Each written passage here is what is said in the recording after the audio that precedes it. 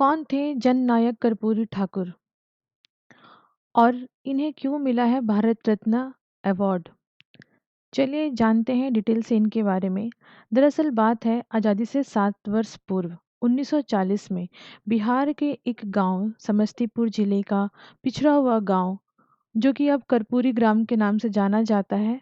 वहाँ एक हजाम बनाने वाले नाई का बेटा मैट्रिक पास करता है। ना केवल वो मैट्रिक पास करता है बल्कि पहली क्लास फर्स्ट डिवीज़न से वो मैट्रिक पास करता है।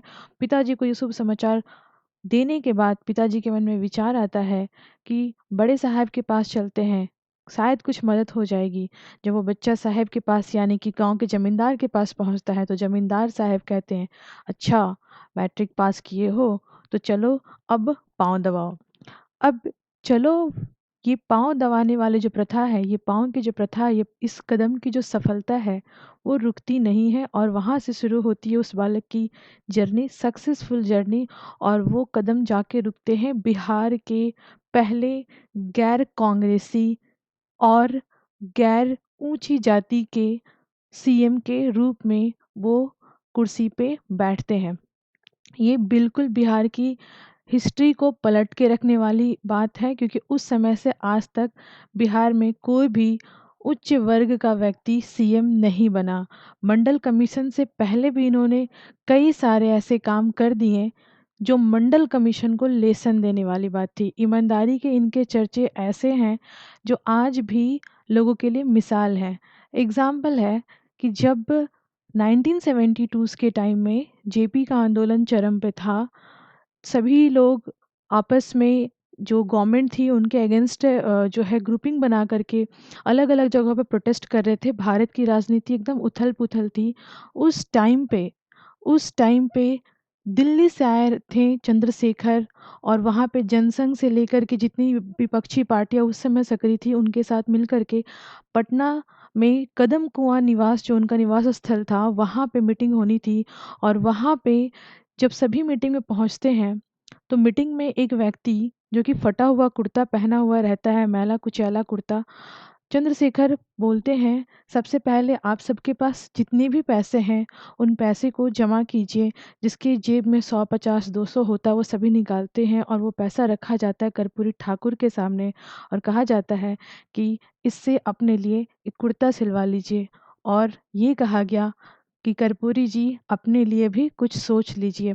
दरअसल चंद्रशेखर जी को ये जान के बहुत आश्चर्य होता है कि ये आदमी बिहार का पूर्व सीएम है। यस, जब ये मीटिंग होती है तो उस समय वो पूर्व सीएम रह चुके हैं। दरअसल बात है कि जो कर्पूरी ठाकुर जी हैं 1952 में यानी 1952 में पहली बार वो चुनाव विधानसभा का लड़ते हैं और जीतते हैं। लेकिन जो राजनीतिक गलियारा था उसमें काफ़ी उथल पुथल होती है और उथल पुथल के कारण उनको जो है सीएम की कुर्सी तक पहुंचने में काफ़ी समय लग जाता है, क्योंकि स्पष्ट बहुमत सभी को नहीं मिला रहता है। और फिर जो कांग्रेस का उस समय का जो एजेंडा था उस टाइम पे वो काफ़ी ज़्यादा दिक्कत परेशानी में डालने वाला था। सभी पार्टियां, विपक्ष की पार्टियां जो है सरकार तोड़ जोड़ में लगी रहती थी, तो उस टाइम पे ये सीएम नहीं बन पाए। और फिर इसी गठजोड़ में ये देखा गया कि जो जनसंघ है, जनसंघ के मदद से और अन्य छोटे मोटे दल के मदद से ये सीएम पद तक पहुंचते हैं। क्योंकि उसी दौर में जब कांग्रेस टूट चुकी होती है, 5 साल की जो है संगठित सरकार कोई दे नहीं पाता है, कांग्रेस टूट चुकी होती है और टूटने के कारण एक ऐसा सीएम बनने वाला होता है जो पिछड़े वर्ग से नहीं होता है। और कर्पूरी ठाकुर जी ना केवल पढ़ने में तेज थे, ईमानदार तो थे ही, लेकिन वो दिमाग के बहुत ही तेज थे। मतलब उनको राजनीतिक गुरु मानते हैं आज के जितने भी बड़े बड़े पॉलिटिशियंस हैं। तो उन्होंने जनसंघ के मदद से, पहले उन्होंने जनसंघ की मदद लेने से मतलब एक्सेप्ट करने से मना कर दिया था, क्योंकि जनसंघ के ऊपर उन्होंने एक एलिगेशन लगाया था कि ये एक धार्मिक चीज़ों को बहुत ज़्यादा प्रोजेक्ट करते हैं। तो वो सीएम बनने के लिए जनसंघ का उपयोग नहीं करते हैं और सरकार में सीएम पद के जो उम्मीदवार होते हैं वो कोई अन्य हो जाते हैं। बट फिर इनको रियलाइज़ होता है कि ऐसा मौका था और ये नहीं कर पाए। फिर सरकार गिरती है क्योंकि हर 6 महीने, 4 महीने, 2 महीने पे सरकार गिर रही थी, ना केवल केंद्र में बल्कि राज्य के अंदर। और उसके बाद फिर जनसंघ की मदद लेकर के दोबारा से ये फिर सत्ता में आते हैं। तो पहली बार जब ये सीएम बनते हैं तो जनसंघ की मदद से ही ये सीएम बनते हैं। एंड दूसरे इनकी जो ईमानदारी के किस्से हैं वो बहुत ही फेमस हैं। दरअसल इन एक डेलीगेशन जाना था बिहार से डेवलपमेंट के कार्य के लिए ऑस्ट्रेलिया, और ऑस्ट्रेलिया से उस डेलीगेशन को जाना था यूरोप। यूरोप के लिए चिंता थी काफ़ी क्योंकि ऑस्ट्रेलिया में मौसम का वैसा इशू नहीं था, तो वो अपने देश से दोस्त से एक कोट उधार लेते हैं और वो कोट भी होता है फटा हुआ। यूरोप में तो इस कोट का उपयोग नहीं हो पाता है। और जब ऑस्ट्रेलिया में नहीं हो पाता और जब वो यूरोप पहुँचते, यूरोप की जो ठंड होती है वो काफ़ी ज़्यादा डिवास्टेटिंग होती है। तो यूरोप के युगोस्लाविया में जो वहाँ के जो मार्शल होते हैं टीटो, वो देख लेते हैं कि ये फटा हुआ कोट पहन के ये व्यक्ति पहुँचा है, उनको गिफ्ट में एक नया कोट देते हैं।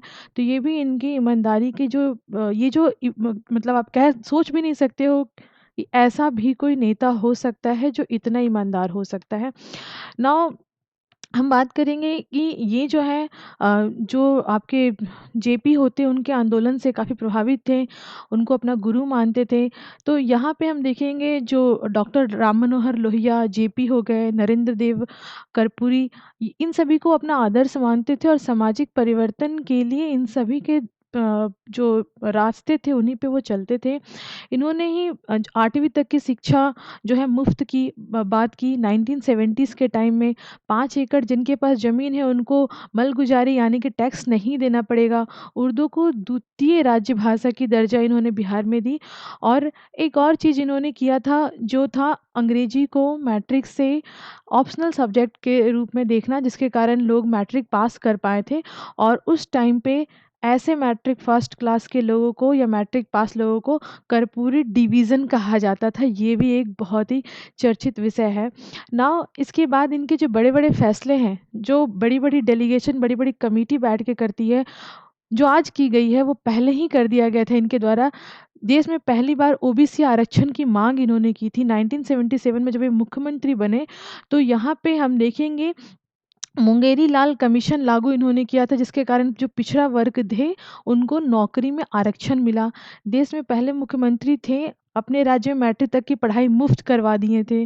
बिहार में मैंने बताया आपको उर्दू को दूसरे राज्य की भाषा का दर्जा। और 67 में जब ये पहली बार उप मुख्यमंत्री बने तब अंग्रेजी की अनिवार्यता ख़त्म कर दी। 8वीं तक फ्री एजुकेशन, फिर 10th तक फ्री एजुकेशन।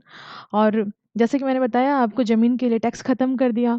उसके बाद यहाँ पे मैंने बहुत सारी, है ना, बहुत सारी जो 4th क्लास के वर्कर हैं उनके लिए तो मतलब काफ़ी ज़्यादा लिफ्ट का यूज़ करना, या मतलब ऐसे कई सारे ऐसे हेडेक वाले काम थे जो छोटे क्लास के लोगों से मैनुअल वर्क करवाया जाता था, उसको इन्होंने रोकने की बड़ी कोशिश की।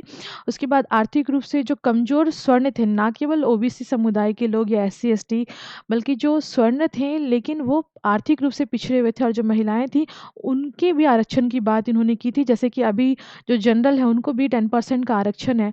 तो ये सब अभी लागू हुआ है, लेकिन ये सब बात इन्होंने अपने टाइम पे पहले ही कर दी थी। लालू हों, नीतीश हों, सुशील मोदी हों और बड़े अन्य सारे नेता, वो इनके ही पार्टी से, इनके ही आंदोलन से निकले हैं।